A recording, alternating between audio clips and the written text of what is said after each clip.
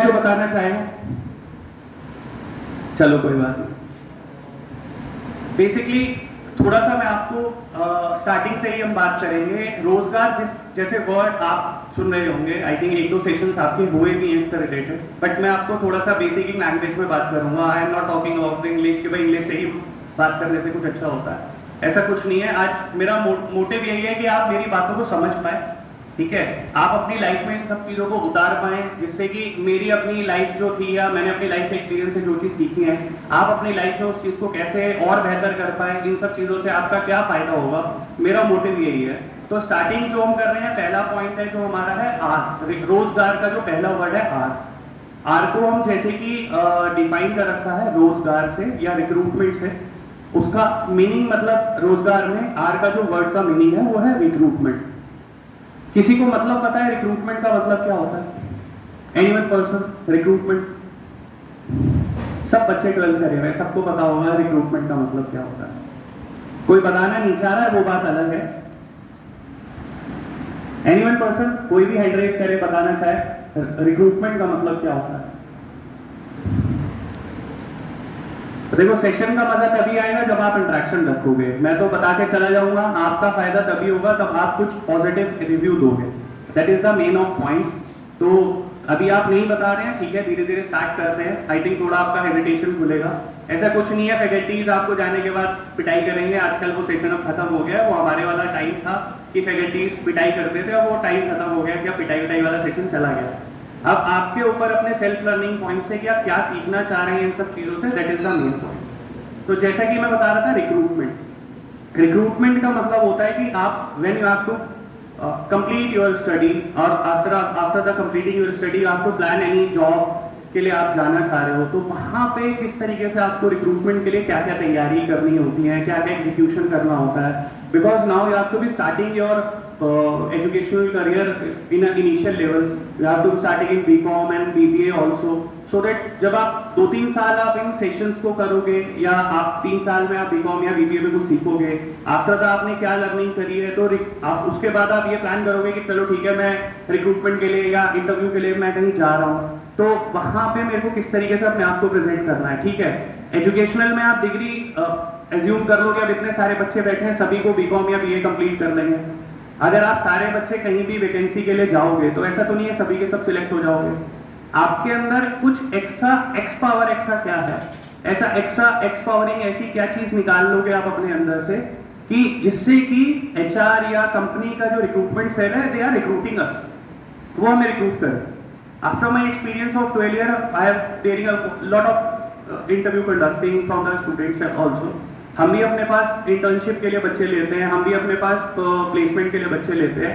तो मेरा एक पॉइंट ऑफ व्यू रहता है, when I recruiting the student after the graduation या after the post graduation completing the, तो मेरा एक ऐसा लर्निंग पॉइंट होते हैं कि जब मैं रिक्रूट करने जा रहा हूँ तो मैं उस बच्चे में क्या देख रहा हूँ। फ्रेशर है ये मुझे पता है, उसको बहुत ज़्यादा नॉलेज नहीं होगी ये भी मुझे पता है, लेकिन मेरा उसके पॉइंट ऑफ व्यू से ये चीज़ मेरे को समझना जरूरी होता है कि उसके अंदर लर्निंग एबिलिटी कितनी है, कि वो लर्निंग में कितना मास्टर है, पहला।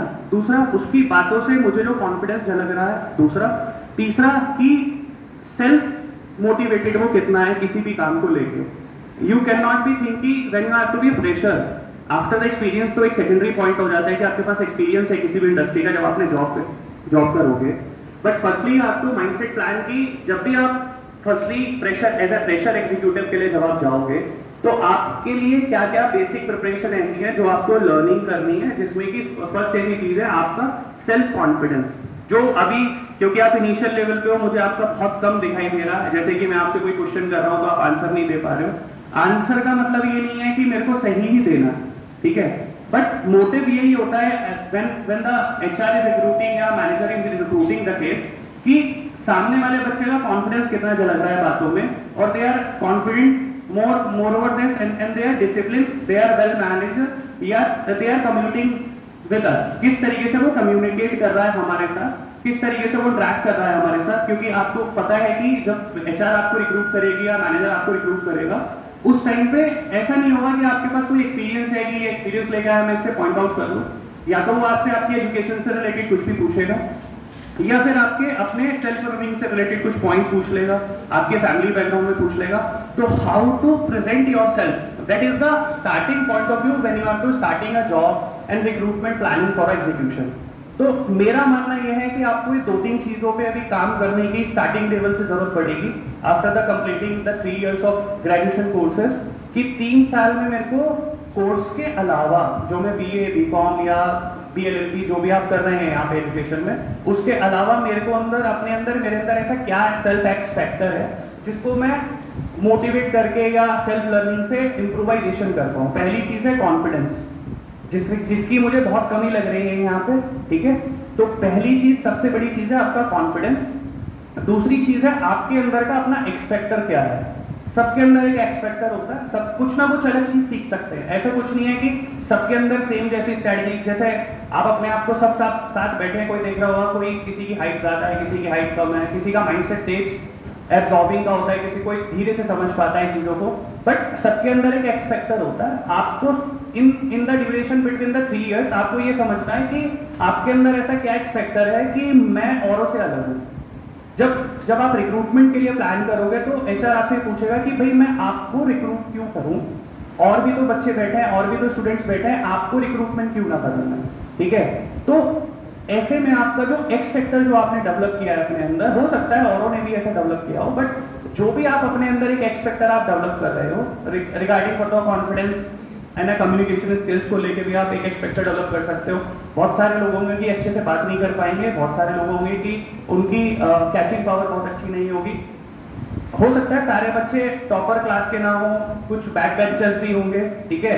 ऐसा नहीं है कि बैक बेंचर्स के अंदर ही लर्निंग कंजम्पशन बहुत अच्छी होती है, खाली लर्निंग कंजम्पशन से काम नहीं चलता है। आपकी communication skill is the most important thing, कि जब आप कोई भी डिस्कशन कर रहे हो तो आपकी जो कम्युनिकेशन स्किल्स है, how to treat it with a person, कि आप जब सामने बैठे हो कितना आप सामने वाले से कॉन्फिडेंसली बात कर पा रहे हो, किस तरीके से आप उसको मैनेज कर पा रहे हो, किस तरीके से उसकी बात का ओवरव्यू कर पा रहे हो। That is the main point of thing जो इनिशियल लेवल पे एचआर आपके रिक्रूटमेंट में देखेगा। तो मेरे हिसाब से आपको 3 पॉइंट्स पे बहुत ज्यादा काम करना है। पहला कम्युनिकेशन स्किल्स, दूसरा कॉन्फिडेंस, तीसरा पैशन। इन 3 वर्ड्स को आप हमेशा अपने डायरी में नोट करके रखें कि when in between the 3 years मेरे को इन 3 चीजों से बहुत ज्यादा अपने आप को इम्प्रोवाइजेशन करना है। आफ्टर योर लर्निंग एबिलिटी के बाद आपको अपनी communication skill, it is not the matter कि मेरे को इंग्लिश में बात करना सीखना है, ठीक है, आप इंग्लिश में इम्प्रोवाइजेशन करो, बट जो भी आप बोल रहे हो, जो भी आप किसी को बता रहे हो, उसको किस तरीके से प्रेजेंट करना है, that is the main point of thing. It is not the matter of thing कि इंग्लिश में ही बताना है, आप हिंदी में भी बताओ। आज के डेट में अगर आप मेट्रो सिटीज में भी जाते हो तो देयर एबिलिटी, ठीक है कि इंग्लिश आनी चाहिए, but it is not the thing कि इंग्लिश आने की वजह से ही आपको जॉब मिलेगी। आपके कॉन्फिडेंस पे, आपके पैशन ऑफ लर्निंग पे, आपके एंथुसियाज्म पे, आपके लर्निंग कैपेबिलिटी पे, आपके discussion of point of view से, इन सब चीजों को आपके इनिशियल लेवल पे जज किया जाता है। तो जैसे कि हमारा पहला पॉइंट है रिक्रूटमेंट, तो रिक्रूटमेंट के लिए आपको इन सब चीजों पे थोड़ा सा काम करने की जरूरत रहेगी in between the 3 years when you have to complete the graduation. Second आपका पॉइंट आ जाता है, जैसे कि हम बात कर रहे हैं रोजगार में ओ, जिसको हम बोलते हैं अपॉर्चुनिटीज। किसको ऐसा लगता है कि यार हम कोर्स तो कर रहे हैं, हमें पता ही नहीं है कि बाजार में क्या अपॉर्चुनिटीज है, इसको कैसे ढूंढे? कोई कुछ बताना चाहेगा कि यार ठीक है, हमने, मेरे दोस्त ने एडमिशन लिया तो मैंने ले लिया बीए में, या मेरे दोस्त ने बीकॉम करा तो मैंने कर लिया, 12th में हम साथ थे, ऐसा कुछ प्लान है? या फिर आपको ऐसा लगता है नहीं ठीक है यार सब कुछ कर लेते हैं, उसके बाद देखेंगे अपॉर्चुनिटीज मिलनी है, क्योंकि when you have to start your college education तो आपके माइंड पे प्लान आउट हो जाना चाहिए कि मेरे को 3 साल के बाद मेरा एग्जीक्यूशन किस तरीके से काम कर। अगर आपको ये नहीं पता कि मेरे फील्ड से रिलेटेड क्या अपॉर्चुनिटीज हैं बाजार में, तो उसको आपको सर्च आउट करना है। आज के डेट में इतना ज्यादा एजुकेशनल भंडार है कि आपको किसी की जरूरत नहीं है। They are working in Google पे आप कुछ भी आप सर्च करना चाहोगे, they are all the things are taking with us, कि आप कुछ भी ढूंढोगे कि मेरे फील्ड से related I am learning in BCom, तो बीकॉम से रिलेटेड ऐसी क्या अपॉर्चुनिटीज है जो मैं आगे कर सकता हूँ इन between the education also, and after the education के अलावा भी मैं क्या चीजें सीख सकता हूँ या एक्स्ट्रा ऐसे क्या सर्टिफिकेट्स कर सकता हूँ जिससे कि मैं अपने आप का एक एक्स फैक्टर जगा सकूँ। अपॉर्चुनिटीज बाजार में इतनी ज्यादा हैं आज की डेट में कि आप सोच नहीं सकते, उससे ज्यादा अपॉर्चुनिटीज हैं बाजार में। सिर्फ प्रॉब्लम क्या है कि बच्चा आज की डेट में जो एजुकेशन कंप्लीट कर रहा है, they are not taking with X factor generate नहीं कर पा रहा है अपने अंदर। पहले आफ्टर द 10 ईयर बिफोर या 20 ईयर बिफोर इतनी अपॉर्चुनिटीज नहीं थी, इतनी टेक्नोलॉजी नहीं थी, इतना गूगल्स नहीं था। आज की डेट में लोग टेक बेस से घर पे ही बैठ के 2-2 करोड़ रुपए 5-5 करोड़ रुपए का पैकेज अर्न कर रहे हैं। कैसे अर्न कर रहे हैं? कोई ना कोई उन्होंने ऐसा एक्स फैक्टर जनरेट किया है अपने अंदर कि वो उस काम में इतने मास्टर हो गए हैं कि भाई उनके अलावा कोई सब्स्टिट्यूट ही नहीं है ऑप्शन है बाजार में, लेने की मजबूरी हो जाती है। जब आपको ऐसा X factor you have to generating in this thing ना, आपकी ग्रोथ अपने आप ही हो जाएगी। ये this is not the matter of thing कि आपने बीकॉम कहां से करी है, कैसे करी है, क्यों करी है, कब करी है, लेकिन जो एजुकेशन के साथ साथ क्या आज की डेट में आप एक्स फैक्टर लेके चल रहे हो, that is the main point of thing. तो जो अपॉर्चुनिटी को भी आपको माइंडसेट करेगा, आपको ये पता होना चाहिए कि मेरे को बीकॉम के बाद मेरे को एमकॉम करना है, एमबीए करना है, नहीं यार पहले मैं 2-3 साल फाइनेंशियल फील्ड में जॉब करना चाहता हूँ। As a my experience of financial field of 12 year, मैं अपना एक्सपीरियंस भी आपके साथ कुछ शेयर करना चाहूंगा। When I completed the graduation BBA, so I plan कि भाई मैं एमबीए करूंगा, बट एमबीए करने से पहले मैंने सोचा यार एमबीए के लिए गैप ले या जॉब करें या कुछ और करें, there is an option, lot of options आते हैं। तो सभी सब मिडिल क्लास फैमिलीज हैं, सबके साथ ये ऑप्शन होता है कि भाई फाइनेंशियल एसेट्स की कमी है, पैसे की कमी है, तो अगर हम एजुकेशन के लिए जाते हैं तो हमारे पास हमारे पैसे का अरेंजमेंट कैसे होगा, पापा मम्मी कैसे अरेंजमेंट्स करेंगे। तो ऐसे माइंडसेट में आपका डिसीजन लेने के लिए ऐसा नहीं है कि आप फाइनल ईयर में होंगे तभी आपको डिसीजन लेना है। Now you have to be start for a planning कि 3 साल के अंदर मैं अपने लिए कुछ ऐसा कर लूँ, थोड़ा extra earning point of view से, चाहे आप ट्यूशन पढ़ा रहे हो, चाहे आप कोचिंग पढ़ा रहे हो। When I completed the graduation, I have 4 hour का मैं सेशन लेता था, मैं क्लासेस पढ़ाता था, मैं खुद already had completed the BBA ना। आफ्टर दैट उसके बाद ही मैंने बीकॉम और एमबीए के बच्चे पढ़ाने शुरू कर दिए थे। उस टाइम पे जब मैं खुद मैंने एमबीए में एडमिशन नहीं लिया था, उस टाइम पे मैंने सेशन लेने शुरू कर दिए थे बच्चों के, क्लासेस मैंने देना शुरू कर दिया था। तो ऐसा नहीं है आपके पास आज की डेट में, हमारे पास तो उतनी टेक्नोलॉजी नहीं थी आज से 5 साल 10 साल पहले, 15 साल पहले, इतना हमारे पास एजुकेशन का पॉइंट नहीं था, हमारे को बुक्स नहीं मिलती थी कॉलेजेस में। When I studied in post graduation, मैंने आईबी से एमबीए करा था, इंटरनेशनल बिजनेस से मैंने एमबीए किया था, तो हमारे को faculties they are not providing from the college की फैकल्टीज नहीं मिलती थी हमारे सेशंस के लिए। आज की डेट में तो आपको फैकल्टीज के अलावा डिजिटल टेक्नोलॉजी आपके पास इतनी सारी है कि आपको किसी भी चीज की एक्स्ट्रा एक्स फैक्टर जनरेट करने के लिए कुछ कहीं भी जाने की जरूरत नहीं है। चाहे कहीं रूरल में कोई बच्चा बैठा हो, चाहे मेट्रो सिटी में कोई बच्चा बैठा हो, they are taking with the equivalent proportionate कि आप तो वेबसाइट पे जाओ, आपको हर चीज अवेलेबल हो जाती है। सिर्फ प्रॉब्लम क्या है, सेल्फ लर्निंग, जो हम नहीं कर रहे हैं आज के डेट में। अगर आप सेल्फ लर्निंग नहीं करोगे तो आप एक्स्ट्रा कुछ नहीं जनरेट कर पाओगे अपनी लाइफ में। आपको भी ऐसा लगेगा ग्रेजुएशन करके 100 बच्चे घूम रहे, मैं भी घूम रहा हूँ, मेरे को भी जॉब नहीं मिल रही, क्यों नहीं मिल रही? इस पॉइंट पे काम करने के लिए बहुत जरूरत है। तो जो ये अपॉर्चुनिटीज वर्ड है, अपॉर्चुनिटीज वर्ड को आप किस तरीके से डिस्क्राइब करोगे कि आपका फर्स्टली थिंग हो जाएगा आपका कैंपस प्लेसमेंट, कि कैंपस प्लेसमेंट नहीं होता है तो मैं क्या करूं? सबका तो कैंपस प्लेसमेंट होगा नहीं। I am the back benchers, I am the middle class, मैं इतना पढ़ने में बहुत तेज नहीं हूँ, कैंपस प्लेसमेंट नहीं मिल पाया। तो मैं ऐसा क्या कर रहा था कि मेरे को कैंपस प्लेसमेंट नहीं मिली तो मेरे को तो बाहर से ही जॉब्स के ऑफर्स है। सो व्हाट यू जनरेटेड, आज के डेट में एआई का इतना बड़ा रेवोल्यूशन है, आपने उसके साथ कितने ज्यादा सर्टिफिकेशंस करे। This is the time to be golden era of the graduation time. ये 3 साल आपके इतने बड़े गोल्डन एरा है कि जो आप सीखना चाहते हो, आपके ऊपर फैमिली का बहुत ज्यादा कोई प्रेशर नहीं होता कि भाई ग्रेजुएशन होते ही आपको कुछ करके देना है, या 12th होते ही अभी आप निकले हो, आपके पास ये भी प्लानिंग माइंडसेट नहीं होता कि नहीं यार मुझे पैसे ही कमाने हैं। लेकिन this is the 3 years of era. आप आज के 5 साल बाद आपको ये लगेगा कि ये मैंने 3 साल खराब कर दिए। हम जब पढ़ते थे हमारे पास ऐसा ऑप्शन नहीं था, हमें तो ये पता था कि बस पढ़ाई से ही सब कुछ आप कर सकते हो। लेकिन when I experience with the industry in 12 year 15 years in the financial market, तब हमें पता चला शायद हम ये चीज आफ्टर द 12th स्टार्ट कर देते तो शायद हम और ज्यादा ऊपर कहीं बेटर अपॉर्चुनिटी पे बैठे होते हैं।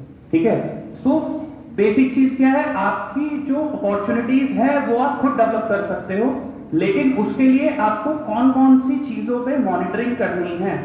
This is the time to be air कि 3 साल में आपको कॉलेज की तरफ से क्या हेल्प मिल रही है, आप सेल्फ लर्निंग में क्या जनरेट कर रहे हो। This is a mindset of opportunity of this session की रोजगार में इस अपॉर्चुनिटी को बताने के लिए, एग्जीक्यूट करने के लिए आप अपनी तरफ से क्या एक्सपेक्ट डाल रहे हो, that is the main of point. ऐसे ही हम तीसरे पॉइंट्स पे आते हैं after the opportunity jealous. Anyone person to be describe की क्या होता है? जीलस। कोई बताना चाहेगा? किसी ने कुछ पढ़ा है सेशन के बारे में? प्रोजेक्ट के बारे में नहीं पढ़ा है बिल्कुल भी। चलो कोई नहीं, हम बताते हैं। अगर आप जीलस की बात कर रहे हो तो जीलस में एक पहली चीज आती है पैशन। पैशन का मतलब कोई बताना चाहेगा? What is the meaning of passion? कुछ भी? एनीवन? कुछ नहीं पता। पैशन को आप बहुत बहुत इजी भी डिस्क्राइब कर सकते हो, बहुत टेक्निकली भी डिस्क्राइब कर सकते हैं पैशन को, ठीक है।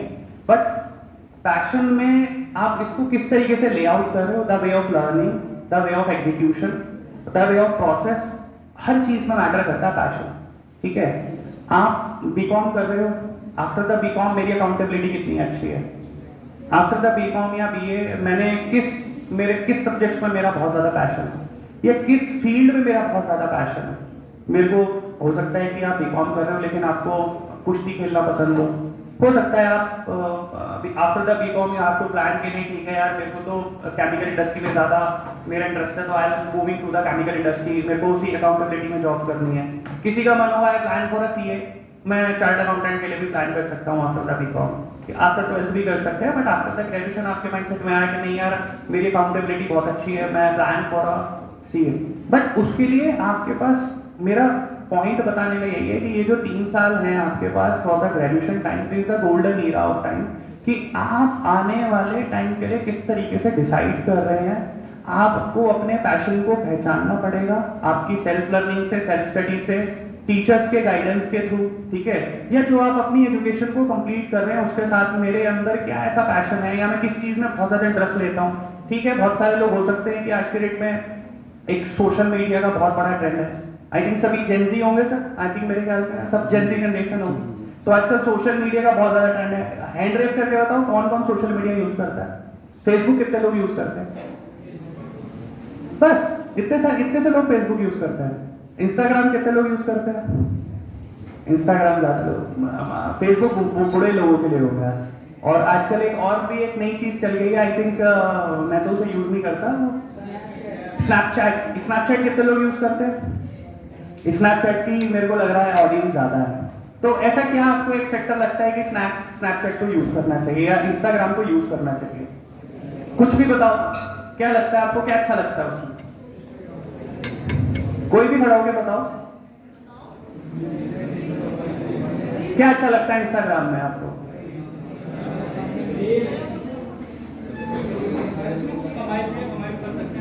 हाँ, जब आपने स्टार्ट किया कि भाई मेरे को इंस्टाग्राम यूज करना है, तो आपने किसी को देख के स्टार्ट किया या आपको स्टार्ट करना, यार मुझे इसे चला के खुशी होती है? अपने आप ही स्टार्ट हुआ। और इसके अलावा क्या माइंड सेट रखते हो इंस्टाग्राम और ज़ेप्टो से जो भी आप यूज कर रहे हो? स्नैपचैट आई थिंक, फेसबुक आप यूज कर रहे हो, इंस्टाग्राम यूज करते हो, अच्छा, और ये स्नैपचैट यूज नहीं करते हो। तो इसमें आप जो वीडियो या रील्स आज के डेट में ट्रेंड है, आज के डेट में everyone person to be scrolling for 2 to 3 hours at least, वो टाइम दे रहा है। इस सोशल मीडिया से आप क्या सीख रहे हो? इसमें कुछ लर्निंग आपको मिलती है या ठीक है टाइम पास के लिए याद कर रहे हैं? Okay okay, nice. और कुछ, और कोई बताना चाहेगा सोशल मीडिया के बारे में? आप रील देखते हो, किस चीज से रिलेटेड आपको रील्स बहुत ज्यादा अच्छी लगती है? इंस्टाग्राम पे रील? लाइट गई सर, आ जाएगी, लाइट गई अभी, आ जाएगी। हाँ, तो मेरा कहना यह है कि इंस्टाग्राम पे आप किस टॉपिक से रिलेटेड ज्यादा रील देखते हो? मूवीज देखते हैं, मूवीज के ट्रेंड देखना पसंद करते हो, या फोटोज डाल के आपको अपलोड करना बहुत पसंद है, या कोई कुकिंग से रिलेटेड बहुत ज्यादा चीजें कोई देखना चाहता है फीमेल कैंडिडेट, या हीरो हीरोइंस के ऐड बहुत ज्यादा आपको पसंद है? कोई भी एक ऐसा पैशन जो आपको लगता हो कि भाई मैं इसको फॉलो करता हूँ सोशल मीडिया पे, या बहुत सारे लोग आपको फॉलो भी करते होंगे, आप भी बहुत सारे लोगों को फॉलो करते होंगे, तो क्या चीज है आपको एक सेक्टर लगता है कि ये इसमें एक बेस्ट चीज है? बताओ, 2-4 लोग खड़े होंगे, बताए। कुकिंग, गुड, अच्छी चीज है। एंड और लोग? एनीवन? ठीक है, यानी आजकल क्या कर रहे हैं ना, अभी 12th के बच्चे जितने भी आए हैं सब स्क्रॉलिंग के लिए ही रील्स को यूज कर रहे हैं। सभी अब बच्चे भी क्या यूज कर रहे हैं, बड़े भी स्क्रॉलिंग के लिए यूज कर रहे हैं। बट देखो स्क्रॉलिंग का भी क्या फायदा है, स्क्रॉलिंग का भी इसमें आप एडवांटेज देखो। अगर आपको किसी भी चीज से रिलेटेड, फॉर एग्जांपल आप एजुकेशन से रिलेटेड ही आप स्क्रॉलिंग कर रहे हो, आपने कभी इस चीज का माइंडसेट किया है, अगर आप स्क्रॉलिंग से रिलेटेड भी अगर कोई चीज देख रहे हो, फॉर एग्जांपल आपने कोई एजुकेशन से रिलेटेड कोई रील देखनी शुरू करी, तो उसी से रिलेटेड फिर आपको रील्स आनी शुरू हो जाती है। तो if you want to use as a positive way out, तो आपको पॉजिटिव ही चीजें मिलेंगी उसमें।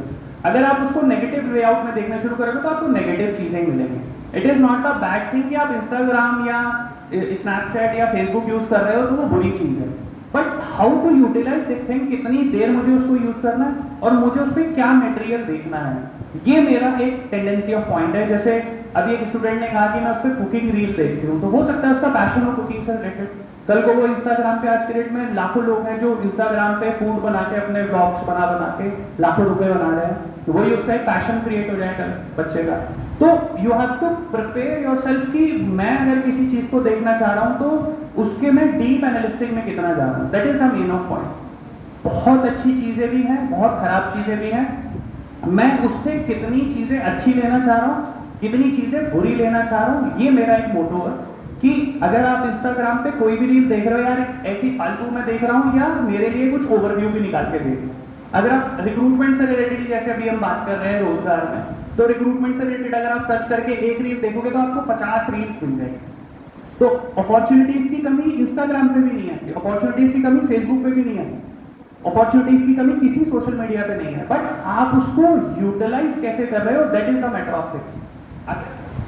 अगर आप उसको अच्छे से यूटिलाइज कर रहे हो तो आपका रिजल्ट भी अच्छा ही होगा। अगर आप उसको एज ए इजी वे में यूटिलाइज करो तो आपका कोई फायदा नहीं होने का, आप अपना टाइम वेस्ट ही करोगे उस पर।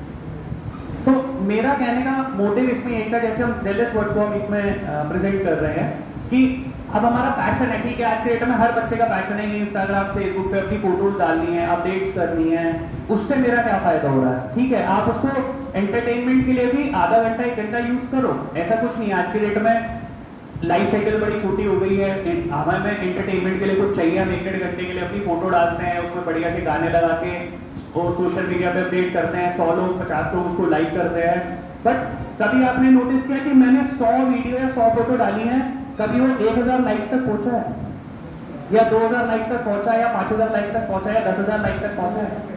That is the main of point कि मैं किस चीज से रिलेटेड।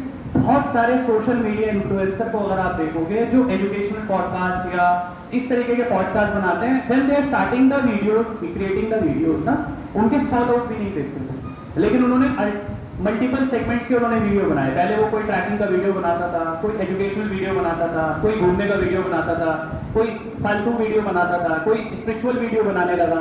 तो उनको एक अपना सेगमेंट मिला after the exercising in the social media.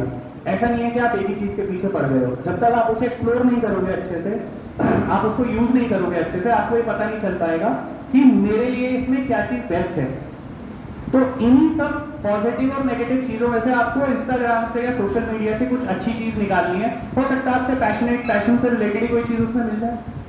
आपका कोई पैशन है ट्रैवल करना, घूमना करना, एजुकेशन करना, किसी का पैशन हो सकता है कि मुझे टीचिंग करनी है, किसी का पैशन हो सकता है मुझे ट्रैवलिंग करनी है आगे, किसी का पैशन हो सकता है नहीं मुझे कॉर्पोरेट वर्ल्ड में जॉब करनी है आगे। हर तरीके की वीडियोस उस पर मिलती हैं, but how to utilize this thing, that is the matter of it. ये असली मैटर है। अगर आप एक चीज से रिलेटेड पॉइंट आउट करते हो ना, दिस इज द पॉजिटिव भी है, नेगेटिव। अगर आप उसमें खराब वीडियो देखोगे तो खराब ही मिलेगी, अगर आप उसमें अच्छी चीजें देखना चाहोगे तो अच्छी चीजें मिलती हैं, एक्सट्रीम लेवल की मिलती हैं। Because I also learn from the social media. हाँ ठीक है, मैं बहुत कम यूज करता हूँ, बट ठीक है, जितना भी यूज करते हैं हम उसमें से कुछ एक्स्ट्रा एक्स फैक्टर हम कैसा निकालने के वो हमारे लाइफ साइकिल में या प्रोसेस ऑफ वर्किंग में, मैं अपने फील्ड से रिलेटेड उसमें वीडियोस देखता हूँ, तो कभी कभी मुझे उसमें से कुछ ऐसे पॉइंट मिल जाते हैं, यार ये तो मेरे से छूट ही गया था पढ़ना, मैंने देखा मुझे मिल गया, एड ऑन हो गया मेरी लाइफ में, मेरे वर्किंग प्रोसेस में मैंने उसको एड ऑन कर लिया, उसी से मैंने अपना पैशन निकाला। मैंने ठीक है, इसको हम इसको एक तरीके से पैशन के तरीके से भी यूज कर सकते हैं कि ठीक है यार मैं इसको अभी टाइम पास के लिए यूज कर रहा था, now we have to plan कि भाई इसको हम इस तरीके से ग्रुप करते हैं कि हमें कुछ इससे सीखने को भी मिलता है। ठीक है, मैं मजे के लिए भी कर रहा हूँ, बट मैं इसको पैशन के लिए भी करूंगा, पैशन में इसमें से मैं कुछ पैशन निकाल सकता हूँ आपका। तो there is a main lot of thing कि मैंने आपको एग्जांपल दिया सोशल मीडिया का, but it is not the thing कि पैशन खाली यही है।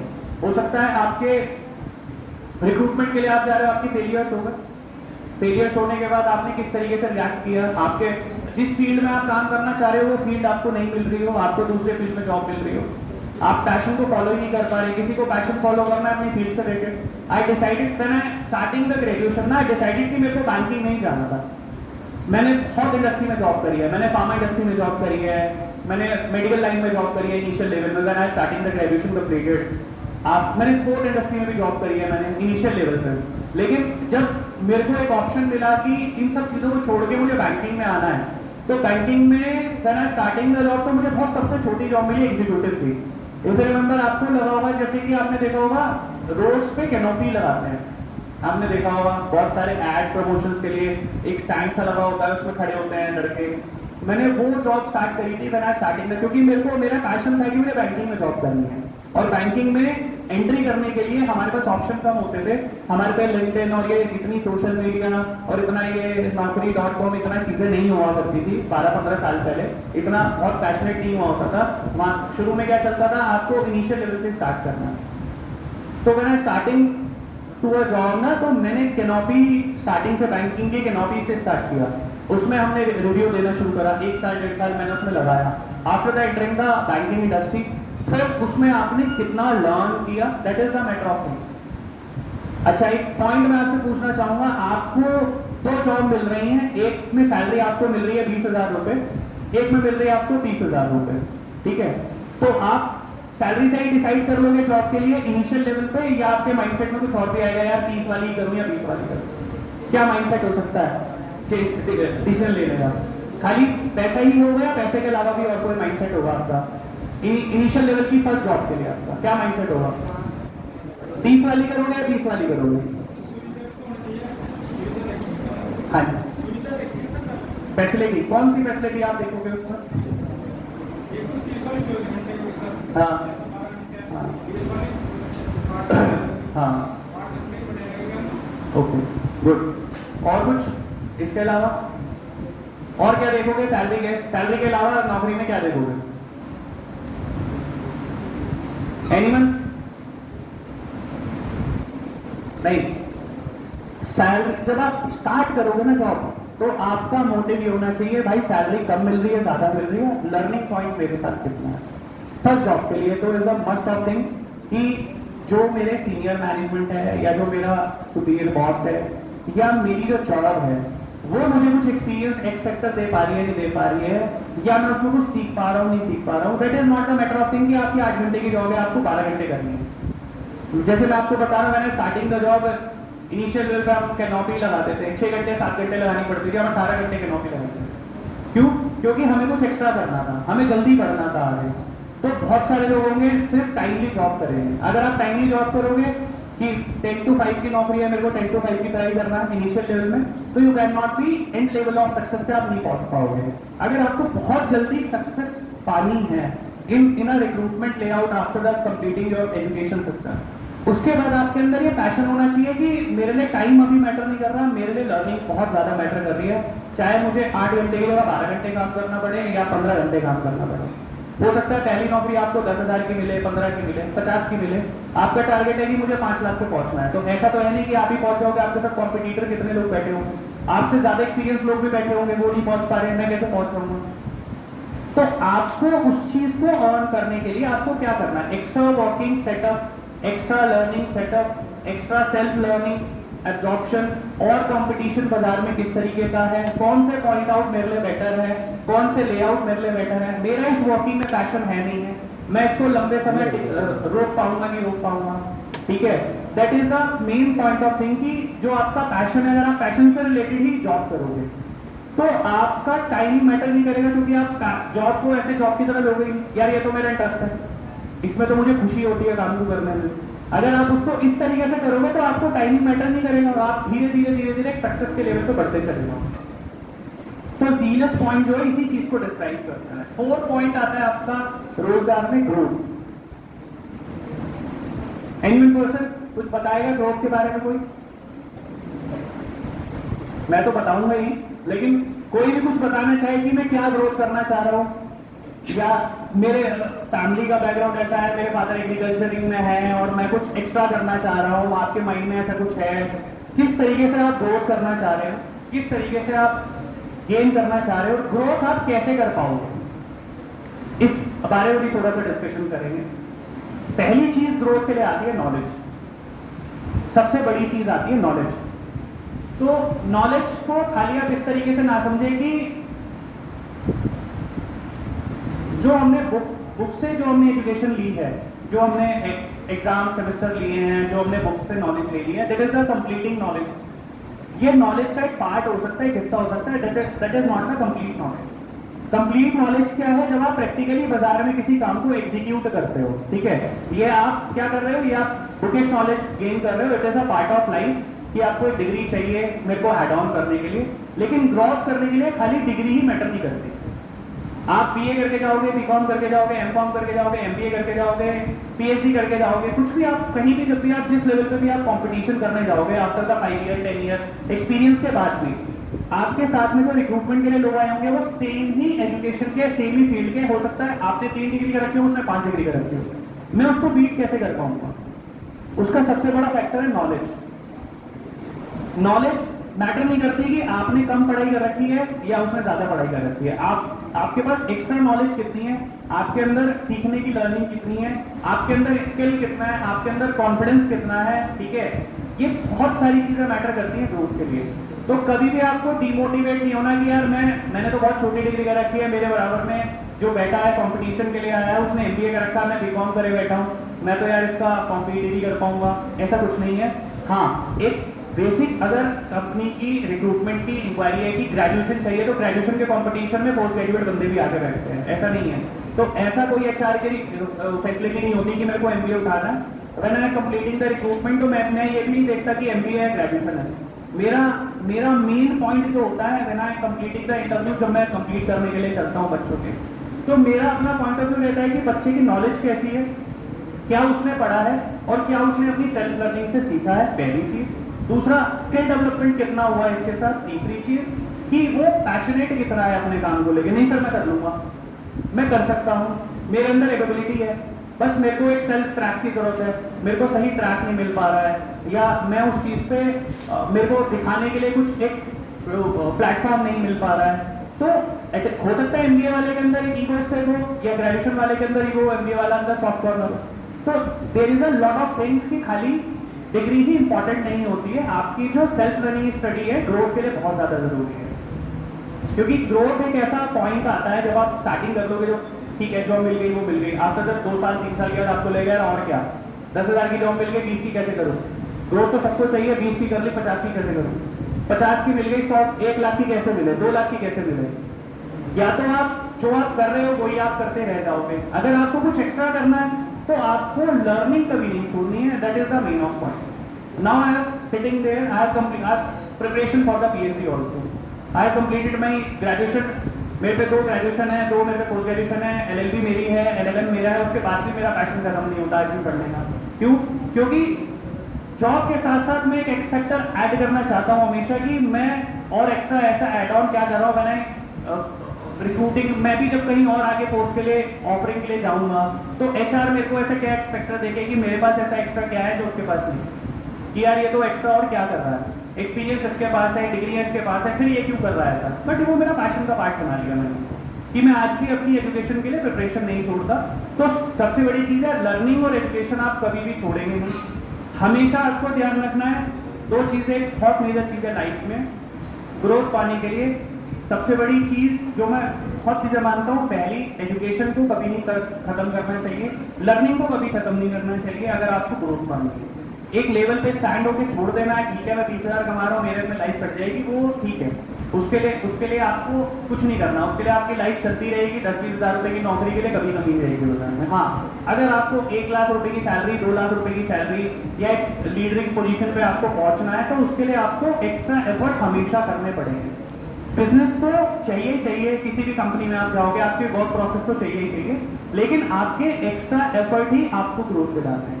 हर आदमी ऊपर पोजीशन पे नहीं पहुंचता, 100 में से 10 लोग पहुंचेंगे। क्यों पहुंचते हैं? क्योंकि उनमें एक्स फैक्टर होता है ऐसा, कि उन्होंने वर्किंग के साथ साथ ऐसा ऐसा एड ऑन किया वर्किंग लाइफ में जिससे कि वो अपने आप को एड ऑन कर पाए। इसके अलावा हमारा 5वां पॉइंट आता है आफ्टर द ग्रोथ ए, जिसको हम बोलते हैं अवेलेबिलिटी।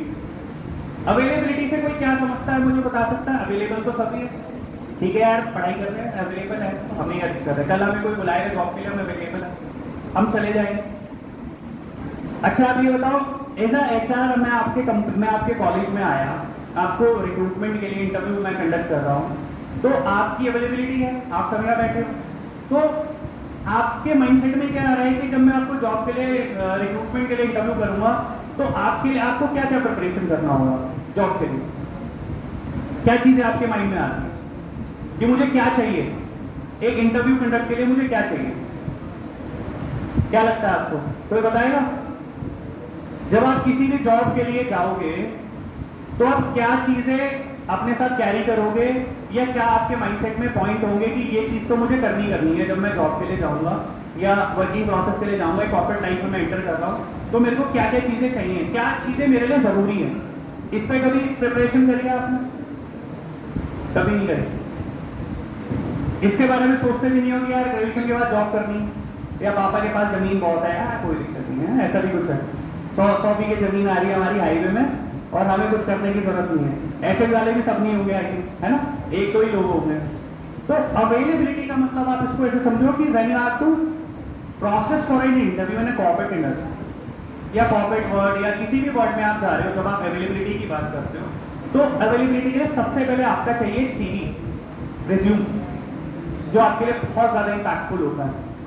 आज की डेट में क्या होता है, जब आप रिज्यूम प्रेजेंट करते हो तो जब रिज्यूम आप प्रेजेंट करते हो तो रिज्यूम में आपने क्या करा, मेरे दोस्त ने एक रिज्यूम बना रखा था, मैंने कॉपी पेस्ट में नाम चेंज किया, एड्रेस चेंज किया, मोबाइल चेंज किया और छाप के कॉपी करके मैंने HR को दे दिया। This is a wrong thing, ये सबसे खराब चीज है। जो भी आप अपने CV में प्रेजेंट कर रहे हो, जो भी आप अपने CV में शो कर रहे हो, उसकी एक एक पॉइंट्स के बारे में आपको पता होना चाहिए। अगर आपने अपनी पर्सनल डिटेल उसमें मेंशन करी है, आपने उसमें अपनी हॉबीज मेंशन करी हैं, आप कोई स्पोर्ट एक्टिविटी में इन्वॉल्व रहते थे, आपको स्कूल लेवल पे कोई एक्टिविटी में आपने गोल्ड मेडल जीता है, आपकी प्रोफेशनल अबाउट योर थिंग के बारे में 4 लाइनें ऐड ऑन होती है शुरू में, तो अबाउट योर थिंग के बारे में कोई ऐसा वर्ड तो नहीं लिखा जिसके बारे में मुझे ना पता। तो when you have to create your CV, आज के डेट में सबसे बड़ा एडवांटेज है सभी बच्चों के पास चैट GPT सब यूज कर रहे हैं, करते हैं, कितने लोग यूज करते हैं चैट GPT, AI का यूज कर रहे हैं आजकल, लड़कियां यूज कर रही है, लड़के कुछ नहीं कर रहे हैं। चैट GPT AI की एप्लीकेशन है सबके फोन में, यूज करना जानते हैं आप उसको? कैसे यूज करते हैं आप उसको? बस उसमें टाइप कर देते हैं कुछ भी चाहिए। जेमिनी यूज कर रहे हो, वो भी AI का ही पार्ट है, तो जेमिनी को आप कैसे यूज करते हो?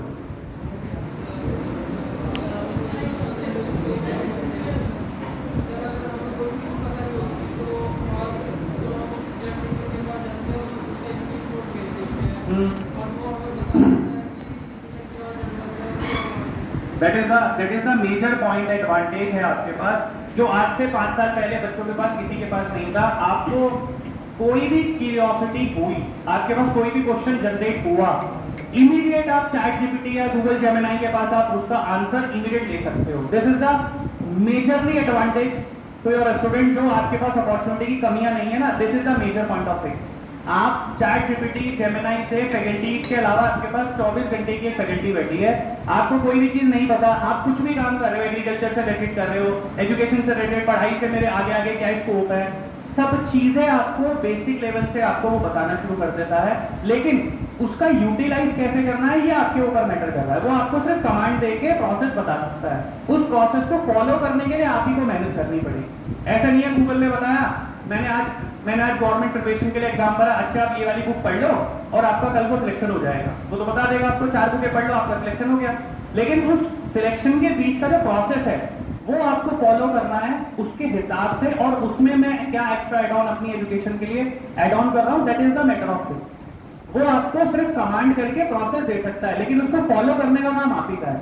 अगर आप उसे फॉलो नहीं कर रहे हो through out the chat GPT Gemini से, तो आप बैकफुट हो जाओगे, आपको कोई नहीं कर पाएगा, क्योंकि एजुकेशन सिस्टम इतना तेजी से बदल रहा है, एक्नॉलेजमेंट इतनी तेजी से बदल रही है, प्रोसेस ऑफ वर्किंग इतनी तेजी से बदल रही है। आपको भी पता लगता होगा हर चीज तो चैट GPT और गूगल से आज की डेट में या रोबोटिकल सेगमेंट आने लगा है, हर चीज़ तो रोबोट से होने लगी है बाकी कंट्रीज में। हमारी कंट्री में भी 10 साल बाद सब चीज़ें, एजुकेशन सिस्टम भी रोबोटिक होने लगा, सब चीज़ें गूगल पे मिलने लगी, तो कॉलेजेस की क्या जरूरत रहेगी? क्योंकि कॉलेजेस की जरूरत इसलिए क्योंकि प्रैक्टिकल नॉलेज की जरूरत बहुत ज़्यादा जरूरी है। आप सिस्टम नॉलेज से कितना भी गेन कर लो, अगर आप लोगों के बीच में आके सोशली आप बैठोगे नहीं, मिलोगे नहीं, आप लोगों से इंटरेक्शन नहीं करोगे, तो आपका हेजिटेशन कंप्लीट कैसे एग्जिट होगा? आप किसी से इंटरेक्शन ही नहीं करोगे, आप खाली फोन पे, टेलीफोनिकली, सोशल मीडिया के थ्रू इंटरेक्ट रहोगे, तो आपका इंटरेक्शन बिल्कुल जीरो हो जाएगा। तो आप लीडिंग पावर कंजम्पशन कैसे करोगे? चैट जीपीटी आपको प्रोसेस समझा सकती है, लेकिन आपके अंदर कॉन्फिडेंस डेवलप नहीं कर पाएगी। कॉन्फिडेंस आपको खुद डेवलप करना होगा। तो जो मैं आपसे बोल रहा था, अवेलेबिलिटी में सबसे पहली चीज, when you have to process for a job, तो पहली चीज आती है कि आपका रिज्यूमे। दूसरी चीज आती है कम्युनिकेशन। कम्युनिकेशन से मतलब क्या समझते हो आप? कोई बताना चाहेगा? कम्युनिकेशन क्या है, क्यों जरूरी है? कोई भी बताना चाहेगा? गर्ल्स कुछ नहीं बता रही है, गर्ल्स बताएं कुछ। कोई एनीथिंग, कोई भी कुछ बताएगा? Communication, what is communication? Commerce के स्टूडेंट हैं, यहाँ पढ़ रहे हैं, फर्स्ट सेमेस्टर में ही आता है कम्युनिकेशन का टॉपिक। आई थिंक मेरे टाइम में तो था, मेरे को नहीं पता कम्युनिकेशन है नहीं है। आई थिंक कम्युनिकेशन सब्जेक्ट अभी भी चल रहा है ग्रेजुएशन में, आई थिंक ना अभी भी चल रहा है। एनी वन पर्सन जिसने कम्युनिकेशन पढ़ा हो? नहीं?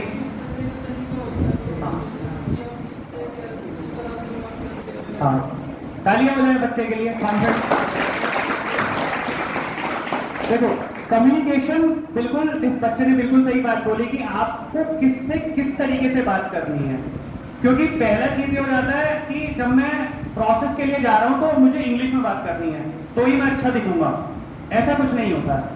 हाँ, कहीं कहीं जब आप बहुत ज्यादा बड़े कॉर्पोरेट में जाओगे तो हो सकता है वहां की एक मैंडेटरी पार्ट होगी, when you have to take in for interview, तो आपके लिए इंग्लिश मैंडेटरी हो जाती है। लेकिन सब जगह ऐसा नहीं है। सबसे बड़ी चीज कम्युनिकेशन में होती है आपकी बातों को समझाना, आप किस तरीके से सामने वाले को समझा पा रहे हो। और what is the meaning of communication? Communication की किसी ने डेफिनेशन रट के गया है और उसने उसको बता दिया। एक सिंपल लैंग्वेज का मतलब है कि आप अपनी बातों को कितना अच्छे तरीके से बता पा रहे हो, सामने वाले को समझा पा रहे हो, चाहे वो हिंदी में चाहे वो इंग्लिश में, वो सेकेंडरी मैटर कर रहा है। फर्स्टली थिंग क्या है कि आपने बुक से लैंग्वेज पढ़ लिया। What is the meaning of communication? Communication is the sum of all the things they are connecting with the person to each and other. ऐसे करके आपने कोई डेफिनेशन पढ़ ली है, या फिर आपको एक प्रैक्टिकल एक्सपीरियंस हो गया है कि कम्युनिकेशन का मतलब कि मैं when I am sitting with the interview या when I am sitting with the person या when I am coordinate with the faculty, तो मेरे को किस तरीके से बात करनी है, किस तरीके से मेरे को उनको रिस्पेक्ट करनी है। एक लैंग्वेज एक ऐसी चीज है, आप किसी को अपनी प्रेजेंस वैल्यू दिखा भी सकते हो, अच्छी भी और बुरी भी।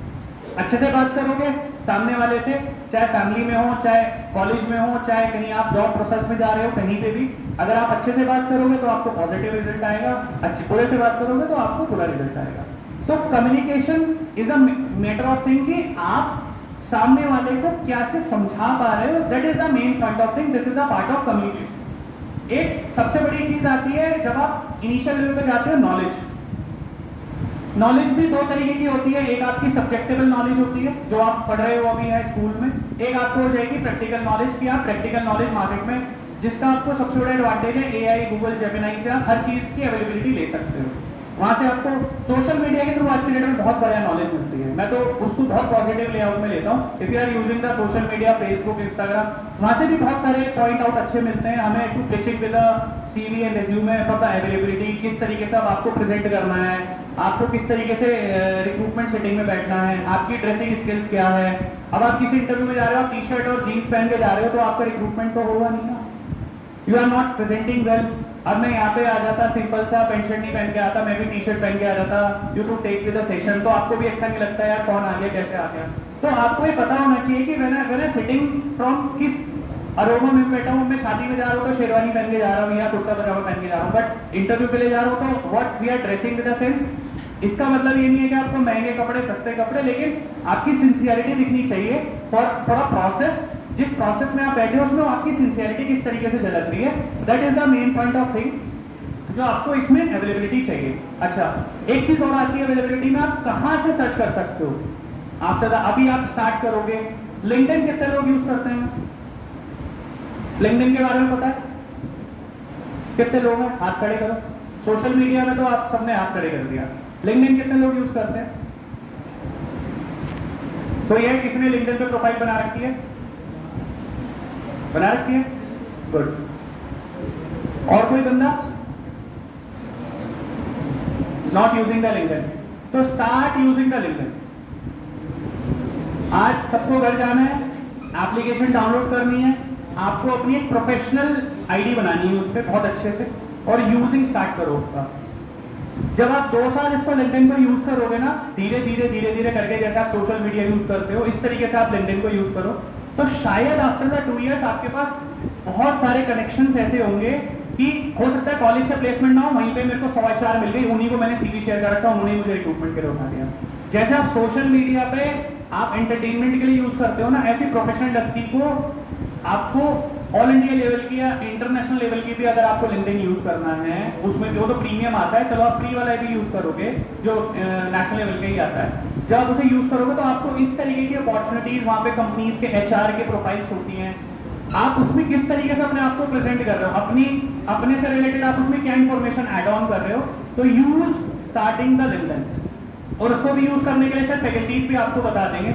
मैंने ऑल्सो मेरे को इतना एक्सपीरियंस हो गया, मैं भी लिंक्डइन अभी प्रॉपर्ली यूज नहीं करता, जबकि यूज करना चाहिए, और एड ऑन में सीखता हूँ लिंक्डइन में क्या कर सकता है।